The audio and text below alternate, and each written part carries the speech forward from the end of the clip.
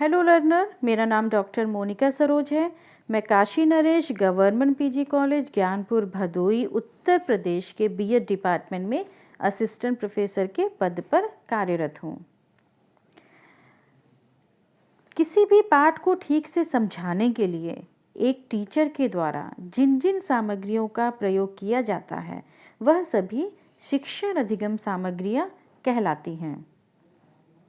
As a teacher, जब आप कक्षा में नागरिक शास्त्र की एक कॉन्सेप्ट की व्याख्या कर रहे हैं या आपके द्वारा इतिहास की किसी घटना का वर्णन किया जा रहा है, या ये मान के चलिए कि आप हिंदी की किसी कविता का शिक्षण करा रहे हैं, या आपके द्वारा कक्षा में गणित की किसी समस्या का समाधान किया जा रहा है, तब आप कुछ वस्तुओं या सामग्रियों के उपयोग की सहायता से अपने प्रेजेंटेशन को बच्चों के लिए अधिक रुचिपूर्ण और अर्थपूर्ण बना सकते हैं।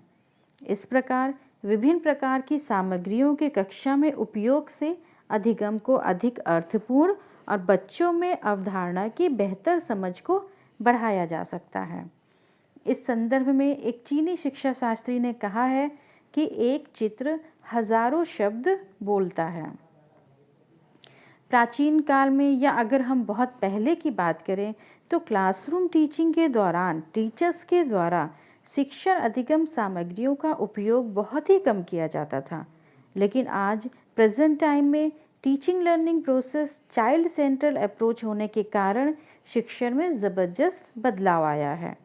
बच्चों को समूहों में या व्यक्तिगत रूप से अपनी सीखने की क्षमता को बढ़ाने के लिए अधिक से अधिक सामग्रियों की आवश्यकता है।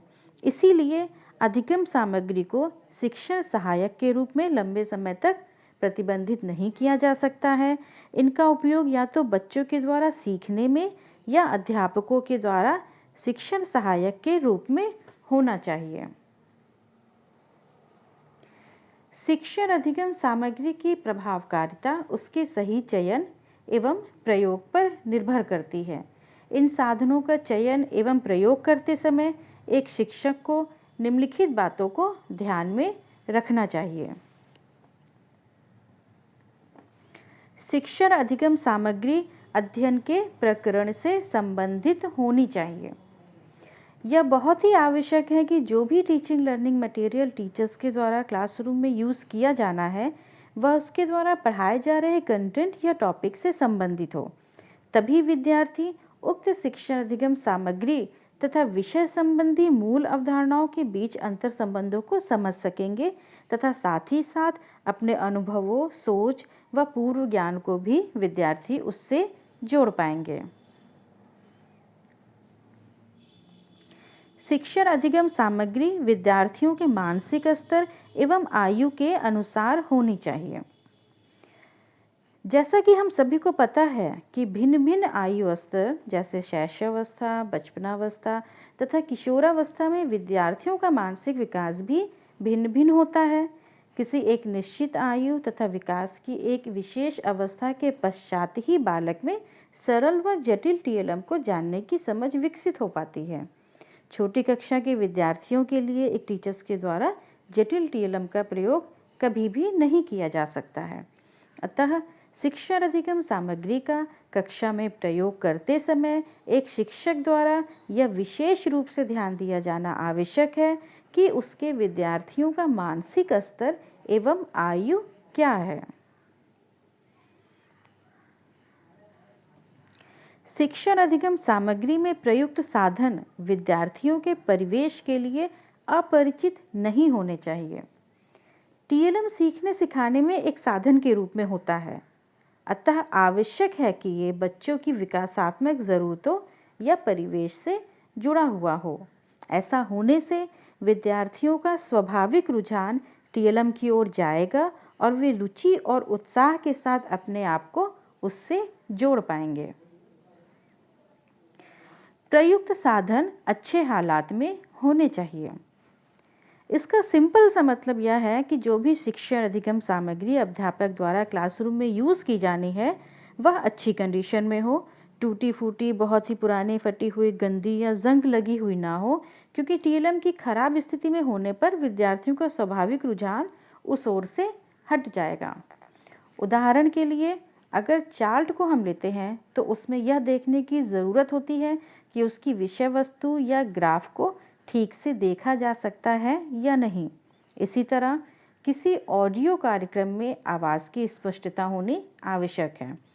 फिल्म में विजुअल व ऑडियो दोनों की स्पष्टता होनी आवश्यक है तथा नक्शों और ग्लोब में उचित तकनीक का इस्तेमाल आदि ऐसी चीज़ें हैं जिन्हें जांचना ज़रूरी हो जाता है।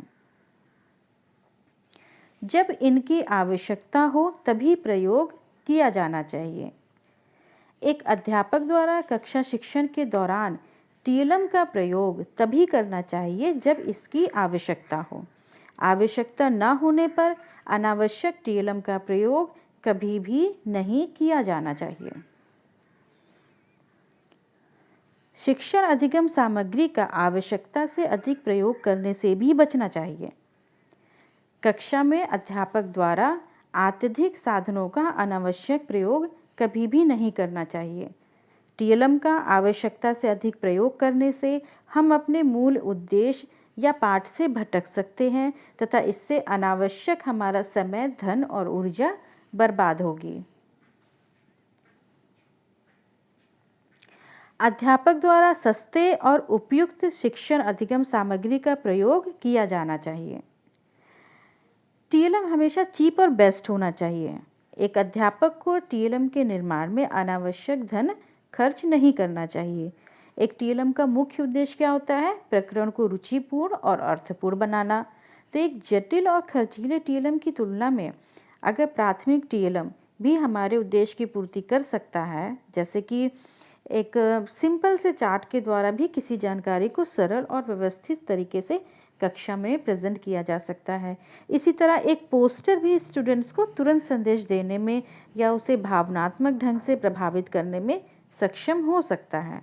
तो इस प्रकार हम देखते हैं कि जब सिंपल और सस्ते टीएलएम के प्रयोग से हम अपने उद्देश्यों की प्राप्ति कर सकते हैं, तो अनावश्यक अधिक खर्चीले, क्लिष्ट और जटिल टीएलएम का निर्माण और उसके प्रयोग से हमेशा हमें बचना चाहिए।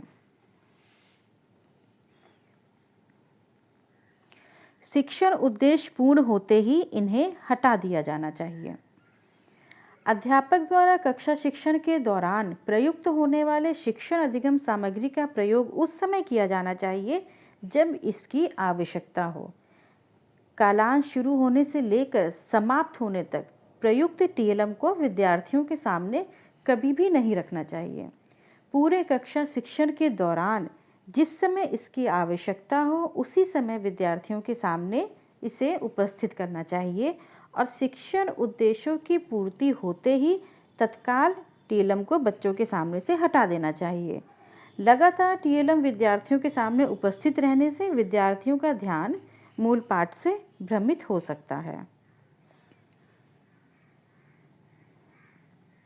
शिक्षण अधिगम सामग्री ऐसी होनी चाहिए जिससे विद्यार्थियों में सुरुचि एवं आकर्षण विकसित हो।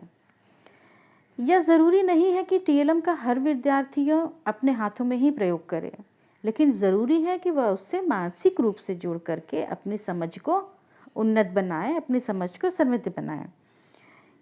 आकार टीएलएम का या टीएलएम का रंग, जैसे भड़कीले रंग या विभिन्न प्रकार के रंगों का कॉम्बिनेशन, टीएलएम स्थिर है या गतिशील है। कुछ प्रकार के टीएलएम जो होते हैं उनमें मूवमेंट पाया जाता है, या कुछ कंडीशन में हम स्मेल की बात कर सकते हैं, गंध या स्वाद या ध्वनि आदि कुछ सामग्रियों के ऐसे गुण हैं जो विद्यार्थी को ध्यान को आकर्षित करते हैं और उनमें रुचि उत्पन्न करते हैं।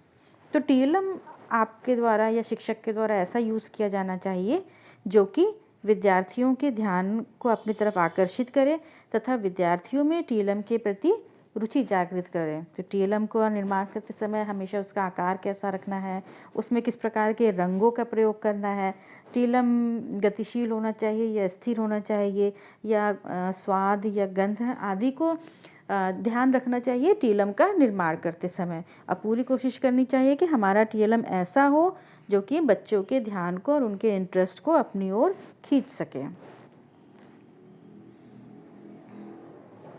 तकनीकी साधनों का प्रयोग करने से पूर्व अध्यापक को चाहिए कि वे उनके प्रयोग का कौशल उचित प्रकार से विकसित करें। शिक्षण अधिगम सामग्री के रूप में अगर कोई तकनीकी साधन का प्रयोग हो रहा है तो यह आवश्यक है कि अध्यापक उस तकनीकी साधन की प्रयोग की जानकारी प्राप्त कर लें। ठीक है, इससे कक्षा शिक्षण के दौरान उसका प्रयोग करने से अध्यापक को सुविधा होगी।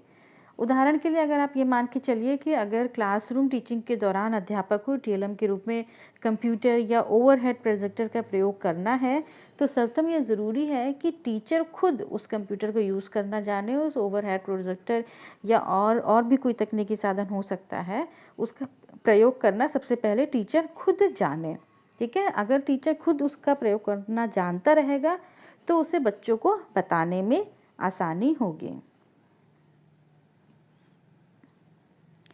शिक्षणात्मक टिप्पणी से युक्त साधन को प्राथमिकता प्रदान की जानी चाहिए। टीएलएम के प्रयोग का मतलब क्लास की दीवारों को रंगीन बनाना या सुंदर भड़कीले चित्रों का इस्तेमाल कर केवल छात्रों को आकर्षित करना या मज़ा कराना ही नहीं है। टीएलएम हमेशा मीनिंगफुल होना चाहिए, एजुकेशनल कमेंट से युक्त होना चाहिए, नीरस या उदासीन नहीं होना चाहिए। टीएलएम ऐसा होना चाहिए जिसके माध्यम से अध्यापक और स्टूडेंट के बीच में जो है वो एक एजुकेशनल एक कन्वर्सेशन उनके बीच में स्थापित हो पाए। तो इस प्रकार हम देखते हैं कि शिक्षण अधिगम सामग्री का सर्वोत्तम स्थिति में तथा सर्वोत्तम ढंग से एक अध्यापक के द्वारा प्रयोग किया जाना चाहिए, जिससे कि क्लासरूम में उपस्थित प्रत्येक विद्यार्थी उन साधनों को आराम और सुविधा के साथ देख सके और सुन सके। इस अध्ययन सामग्री को तैयार करने में प्रयुक्त साधनों को संदर्भ ग्रंथ सूची में यहाँ पर मेंशन किया गया है। Thank you.